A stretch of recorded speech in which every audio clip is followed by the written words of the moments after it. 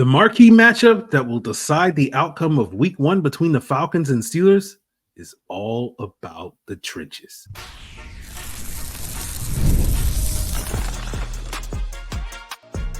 You are Locked On Falcons, your daily Atlanta Falcons podcast. Part of the Locked On Podcast Network, your team every day. Welcome back, everyone, to another illustrious episode of the Locked On Falcons podcast, your daily Atlanta Falcons podcast, part of Locked On Sports Atlanta, your team every day. And today's episode is brought to you by PrizePicks.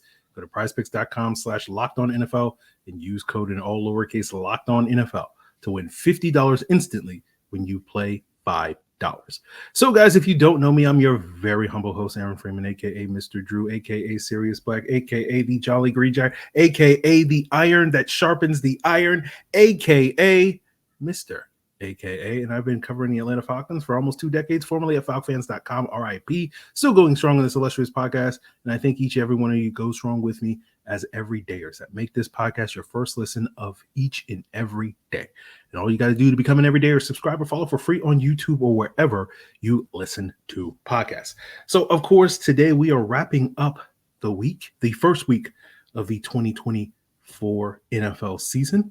Football is happening tonight on Thursday night kickoff between the Chiefs and the Ravens. And, of course, football is happening Friday night and then Sunday afternoon and then Monday night all week end long. And, of course, I have to be joined by my guy, Jarvis Davis of Locked On Sports Atlanta, to talk about this Falcons-Steelers Week 1 matchup. We're going to be talking all about the trenches. We'll spend a little bit of time talking about the small guys, as Jarvis calls them, when we talk about the Falcons' secondary and how they'll handle the various weapons that the Steelers may throw at them in this game. But we know what the marquee matchup is. It is the Falcons versus the Steelers in the trenches. We'll be talking about both sides of the ball, but we got to start with the marquee matchup, right? The one between the Falcons O-line and the Steelers defensive front. That is one of the strengths of the Falcons offense, is their offensive line, arguably the biggest strength of their offense, and it's certainly the biggest strength of the Steelers defense. And, you know, as far as strengths go, compared to most teams, it's one of the biggest strengths of any team potentially in the NFL with all the different players the Steelers have up front. So, Jarvis, when we look at this matchup between the Falcons offensive line and the Steelers defensive front, where do we start? I'm assuming we're probably going to start with, number 90, the future Hall of Famer and TJ Watt, and how the Falcons deal with that. Is that fair to say?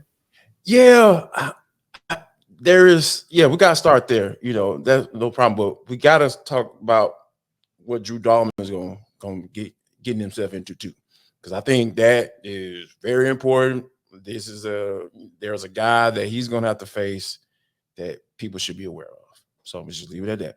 But yeah, when we talk about what TJ Watt brings to the table, a guy that probably outsacked the Falcons, I almost said the Hawks, by himself in the past few years, as far as getting to the quarterback. So when you think about it from that aspect, there is, whether he's lined up on Jake Matthews' side or whether he's lined up on Caleb McGarry's side, we know that he's going to be a problem. He's going to be an issue. And more than likely, he'll probably end up over Caleb McGarry. The one thing that I feel like the Falcons can have an advantage, which I do believe this, that Raheem Morris wants to run the football. Essentially, he said, run the damn football, when it comes to, being able to establish themselves and having an identity.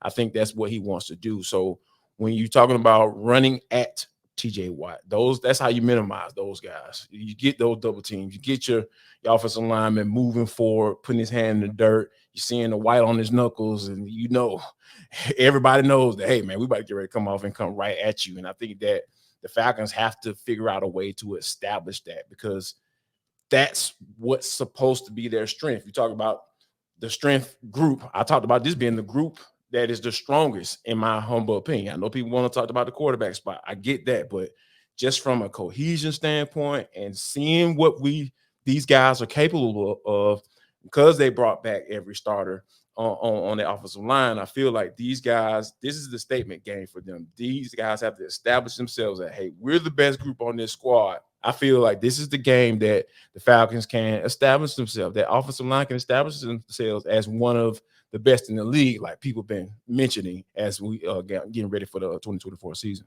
Yeah, I think you nailed it there. And it does start with TJ Watt because like your protections start with that guy, where it's like, and as you mentioned, he'll probably be on McGarry's side. As I discussed earlier this week on Locked On Falcons, you look back at TJ Watt's history, basically since his rookie year, he spent like 95% of his snaps lined up on that side of the ball. Sure. And so it certainly throw a wrinkle into the Falcons game plan if the Steelers decided to start moving him around more than they have in the past, and use him like, you see the Browns and Cowboys use Myles Garrett and Mike Parsons to just basically put them wherever they need to put them in order to get that favorable matchup. But I think that's where we're going to put you. Yeah. Whoever the weak man is, I don't care if it's a center. I'm lining up right there. I'm about to, hey, man, you better get ready. Yes. And we will see Micah Parsons do that later this season when the Falcons play the Cowboys. So they will find whoever, the weakest link in that chain, and they will be like, you're going up against him every single time. Mm-hmm.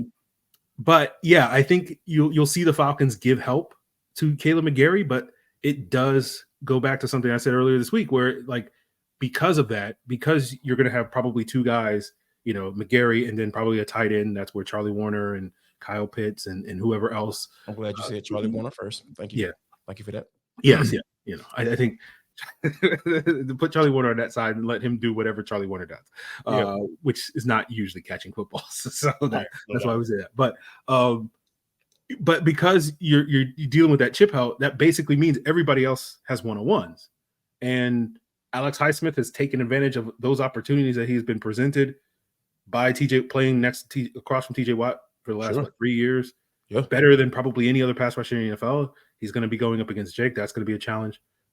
We know Jake is used to being stuck on an island, so it's not something new. But for everybody else, Matthew Bergeron going up against Cam Hayward, Chris Lindstrom going up against Larry Ogunjobi. But you mentioned the Drew Dahlman going up against, I'm presuming you're talking about Keanu Benton, because he seems like the guy, and I talked about this earlier this week, Cam Hayward's getting a little long in the tooth. They just gave him an extension, but he's probably going to retire in the next 2-3 years. Right. But like the guy that you're really worried about if you're playing the Steelers over the next 2, 3, 4, 5 years, and that could be a thing coming to fruition this year, I think is Keanu Benton from Wisconsin. You and I both saw him at the Senior Bowl, 2 years ago, and we were like, I like him. I want the Falcons to draft him. But I'll give you the floor, Jarvis, and talk about Keanu Benton. Yeah, man, this can be a problem, and the reason why I say it can be a problem is because when you talk about the immediate pressure, it's one thing for a guy to be outside on the edge. There, like I said, there are certain things that you can do. You can chip. You can have somebody line up next to him, and give him a little stiff arm, as you're coming off the ball and then get into your route. So there are so many things you could do to kind of work around a guy that's coming from that edge spot. But when you got somebody that can come line up over the center, and I'm talking about working within the little phone booth area, right, and being able to work his hands and have the dude just so heavy-handed. When I think back to when we saw him, we were looking at him in one-on-ones in his Senior Bowl, not even in the pass rush one-on-one. I'm talking about just when they were going through run fits. I'm talking about when he put his hands on people just move. You just saw those pads just kind of pop back. I was like, oh, okay, this dude got something going on. But yeah, I was actually got a chance to check out the preseason game against the Lions. Now, Lions weren't playing their starters, but oh my gosh, whoever was behind the backup center was for the Detroit Lions, he had no chance, no chance to block this man. I'm talking about, it didn't matter if he was trying to, it was zone, he was coming off straight off. It was whatever he did, they could not do anything. And I was just like, man, this is a horrible look. He couldn't do anything with him. And I think that, Drew Dahlman has a big task on his hands, because we know and understand that the Steelers, when those defenses were like Super Bowl caliber, they had an absolute man right there in the middle, disrupting, taking on the two gapping, however you want to do it. They don't necessarily do that much nowadays. You got the 1.5 blocks, a gap scheme, whatever, but they don't do that anymore. But they've always had that nose. I'll never forget Big Casey Hampton. The man arms look like somebody's thighs.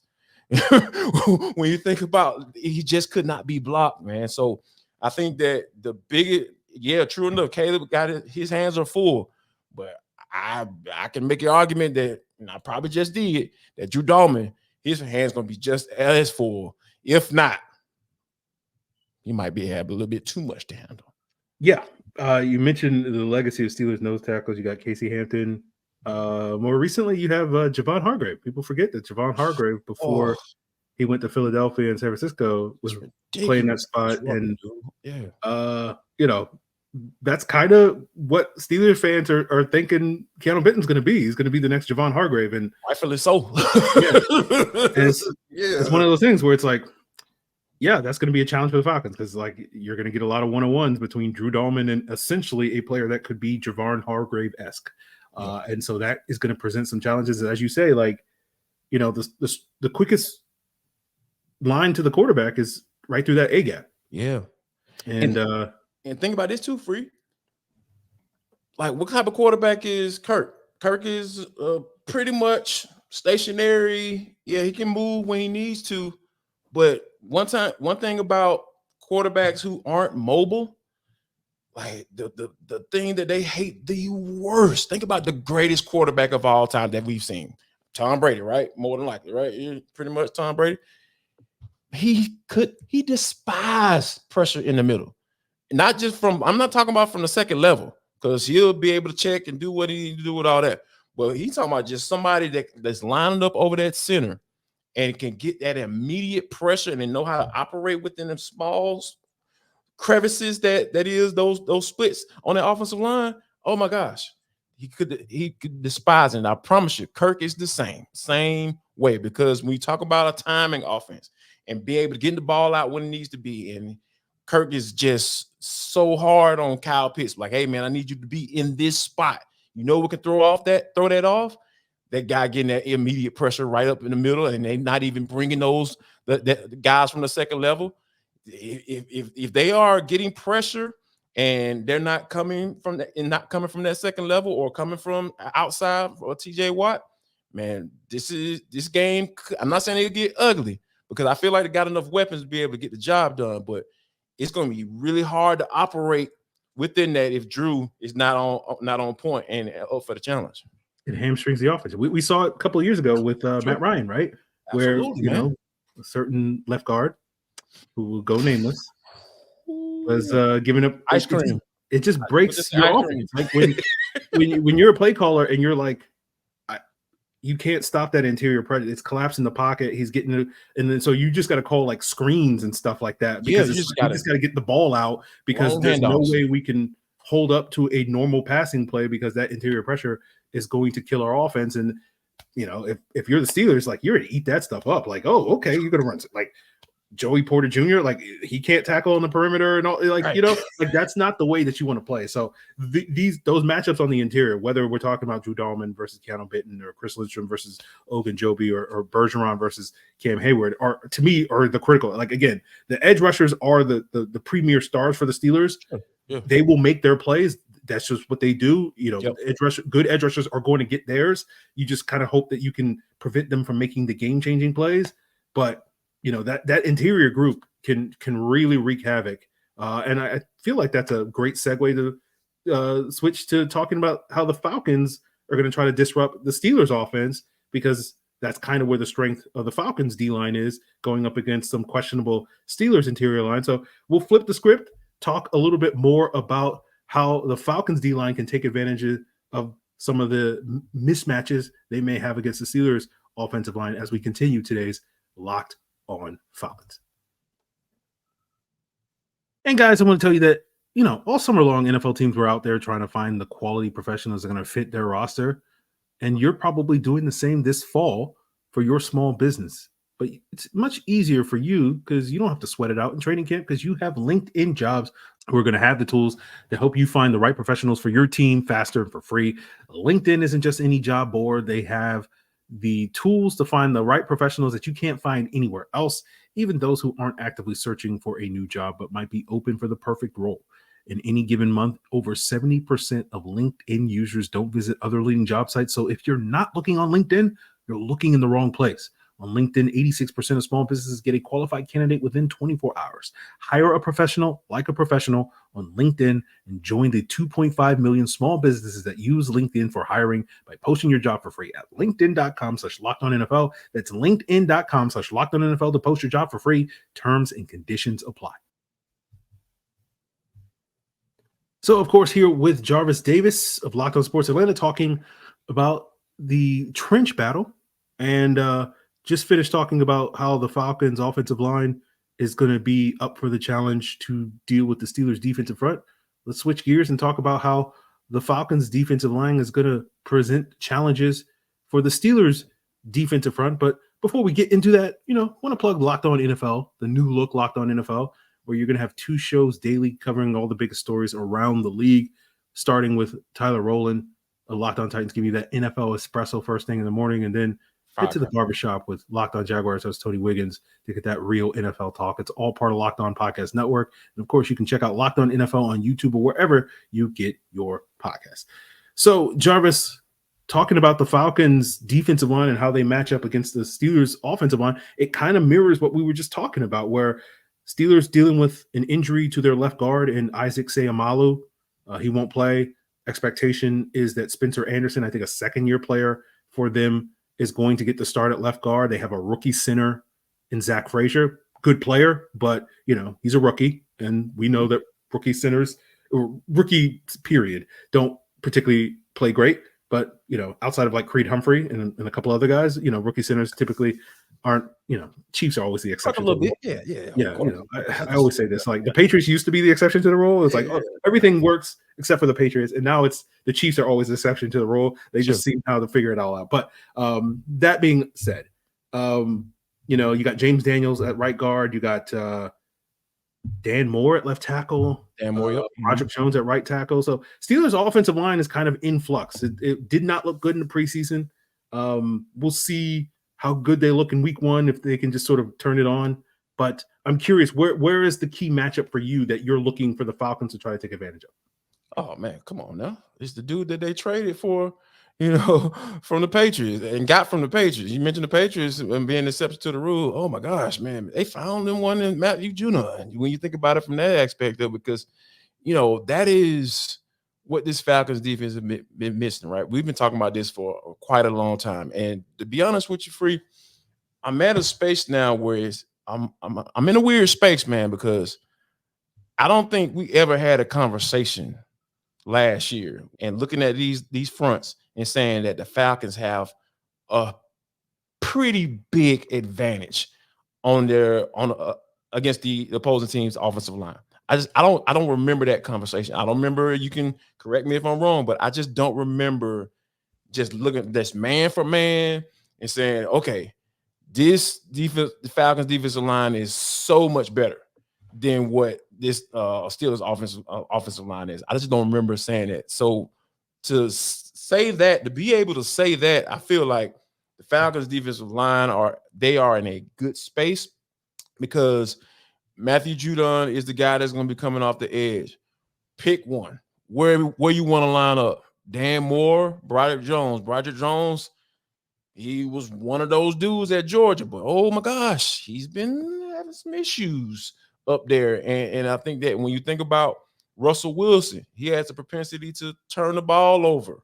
He wants to hold on to the ball a lot and try to make a play. And then he ends up taking a lot of sacks. He's taken a lot of sacks over his career. A lot of people want to try to blame the offensive line, but he's had some decent offensive lines. It's just sometimes he just thinks very highly of himself and be able to make plays. And he has been that guy, right? So I'm not trying to throw any shade, but right now he's not that guy. Mm-hmm. So if you can get to a space where that secondary, the back end of the defense can hold up, and you can allow guys like Arne Ebiketie, Matthew Judon, and for those guys to kind of get off and have a half a second to a extra second because your guys are holding up in coverage, man, this could be a real party.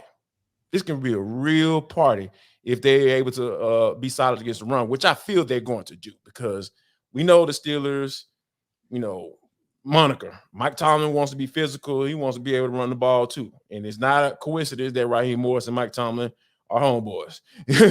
They want to be physical and they want to do it like that. So if they can get this Pittsburgh Steelers offense off the ground and make them one-dimensional, it might be a party in Mercedes-Benz on Sunday. Yeah, I got high expectations. I know the listeners are shocked to hear me say that, but like, I expect dominance. Right? Yeah, man. It's okay. Basically, nothing less than like you know what's going to come. Right? We know what an Arthur Smith offense looks like. He's going to run the ball on first and second down. They're going to try to establish the run. Right? We've seen it for 3 years. Like we know Van Jefferson and Scotty Miller, and then they're going to go out there and do that thing. So it's just like I expect the Falcons to dominate. I really do. Whether it's Matthew Judon, switching sides and terrorizing both of those tackles, who I agree with you, like are suspect at this point in time. And then you got the question marks at the left guard position, and like I feel like Grady Jarrett and David Onyemata can kind of take turns doing their thing, and Zach Harrison can get involved in the party, and Taquan Graham and all that stuff. So I agree with you. Like this should be a dominant performance for the Falcons defensive front in this game. Now if Arthur Smith goes out there and starts slinging the football, okay. I mean, but like, hold on. So let me kind of. I'm glad you brought that up. So in my little film study, and on the depth chart as well, saw quite a bit of 11 personnel. Yeah, of course I saw 13. You know what I'm saying? Like, yeah, that's cool.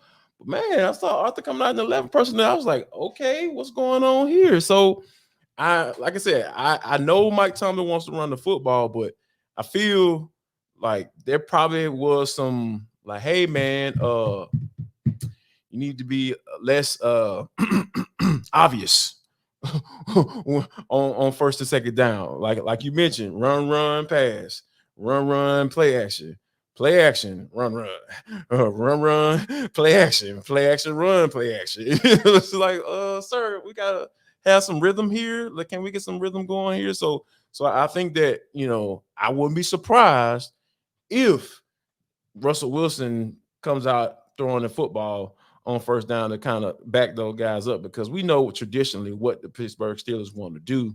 But I feel like there may be some Justin Fields type situation. I know Tomlin kind of semi was joking, but man, when you perform the way you did in preseason, everything is on the table. So yeah, I was not surprised at all that he threw that out. He's like, yeah, my friend Raheem Morris better get ready for Justin Fields.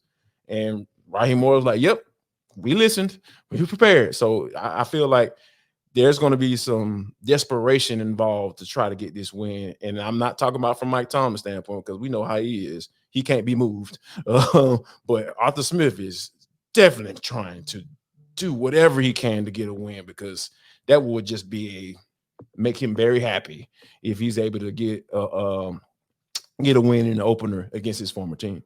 Yeah, I agree with you. I think Arthur Smith will mix it up.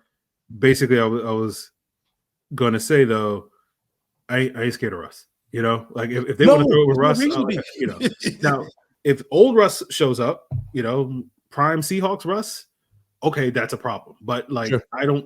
I haven't seen that guy for like 3 years. So I'm at a point where I'm just like, I don't think that's coming back. So, I'd be a little bit more worried about it with Justin Fields, just because he can run around and do stuff. And that's how Russ used to play. I don't think he can move around and do the same things that he used to be able to do with all the sort of out of structure wizardry that he was known for in Seattle. But, that gets us to what we want to talk about to wrap up today's Locked On Falcons, which is the little guys, right? And one of those little guys, as Jarvis often refers to the skill position players, is not that little. That's George Pickens. And he's probably the biggest challenge for the Falcons secondary. And we'll talk about how they're going to deal with him, as well as the other potential Steelers weapons when Arthur Smith and Russell Wilson decide to throw the football. And we'll get into that to wrap up today's Locked On Falcons. PrizePicks is America's #1 daily fantasy sports app with over 5 million active members, because it's the easiest and most exciting way to play daily fantasy sports. Unlike other apps on PrizePicks, it's just you against the numbers. Pick more or less on up to 6 players' stat projections, and you can watch the winnings roll in. And if you're looking to get in on the action because certain sports books aren't available in your state, PrizePicks is. And the withdrawals are fast, safe, and secure. You can get your money in as quick as 15 minutes. And when we're talking about the trenches, we're talking all about the run game. And so head on to PrizePicks and see the projections for Najee Harris, more or less 56 yards rushing. Bijan Robinson, more or less 65 yards rushing. Whatever you want. Check it out by downloading PrizePicks app today and use code LOCKEDONNFL, and you'll get $50 instantly when you play $5. That's code LOCKEDONNFL to get $50 instantly when you play $5. You don't even need to win to receive that $50 bonus. It's guaranteed. PrizePicks, run your game. So Jarvis, wrapping up today's Locked On Falcons, talking about this week 1 matchup. Yeah, when I think about the Steelers group of weapons, I think they are solid, right? I think this is a solid group of players headlined by George Pickens, Pat Freiermuth, their tight end, a solid tight end there. It's so similar to what the Falcons have had, where it's like they got one good wide receiver, a good tight end, and not a whole lot else. And I'm just like, this is Jags. I'm talking about the Jaguars either. Yeah. To me, the one thing that gives me fear, again, even though I just dismissed it a minute ago, is if Russell Wilson can do some of that wizardry stuff, get around, escape the pocket, and then just kind of heave up deep balls to George Pickens, and like your defense can have the perfect coverage and all that stuff, but if those guys have to cover for 6 seconds or whatever it is, that's very hard for defensive backs to do, which is why, again, you need that front to be able to get home in that time. And again, going back to what we said earlier, the expectation is that they can do that. But I'm curious, when you look at how this secondary is going to match up, is that a concern to you? Is there other things that George Pickens is going to bring to the table, other of these weapons that you're concerned with in this matchup in week 1? Be honest with you, I'm not concerned, man. Like, I got a lot of confidence in this on this side of the football, because when you think about, we talked about the offensive line, the Falcons offensive line versus the Steelers defensive line. We basically named the whole defensive line edge guys for the Steelers that as guys that can pretty much change the direction of how this game goes, right? They can be disruptors. But when you think about this secondary, I can name a whole bunch of guys in black and red that they can turn this bad boy around. We know what Jesse Bates can do. You hammered that in my head last year. I was, hey, man, I'm a witness. I'm a believer now. I've changed, turned from my ways. Jesse Bates is a game changer, man. If you're telling me you're going to add another guy we're used to seeing taking the ball away, and Justin Simmons, lining up next to him, I'm telling you, if, like I said, if the Falcons are able to get Pittsburgh off the ground, and if they turn those guys into one-dimensional and that offense start putting up some points, I'm talking about maybe 2 scores. You get up 14-0, and Arthur Smith, talk about that desperation, right? Just the mental aspect of it. Like, hey, man, I can't get blown out coming back here. I'm going to hear it, right? So you understand that's where he's coming from. So I feel like if you can get those guys one-dimensional, and you got guys like Justin Simmons and Jesse Bates who will catch the football if they do it, I feel like that is something that can be to the Falcons' advantage. Now, if we're talking about A.J. Terrell specifically versus George Pickens ain't no little dude like you mentioned. You're talking about 6'3", 200 pounds. We used to see him right here in the backyard in Athens, man. The man is a ball player. He can get a little loosey-goosey up top sometimes. You don't know where he is, know where his head at before the game. But, oh, my gosh, if you get the man the football early and often, he's going to be locked in, and that could be an issue or a problem once he gets going. So, and Russ can still put it there. His arm strength is not what it used to be. True enough, but when you talk about it from an accuracy standpoint and be able to put the ball where it needs to be, give his wide receiver a chance to catch the rock, he's definitely still got that. So I feel like, just that the secondary versus their wide receiver group, because I'm not scared of Van Jefferson. I'm not scared of Scotty Miller. Freiermuth, yeah, when he's healthy, okay. But sometimes they just don't throw him the rock, I've never known Russ to be able to find the tight end like that, but I feel like, from a wide receiver standpoint, specifically against this secondary, I'm not scared at all, man. They should, like you said, they should dominate. They should. They really should. Yeah.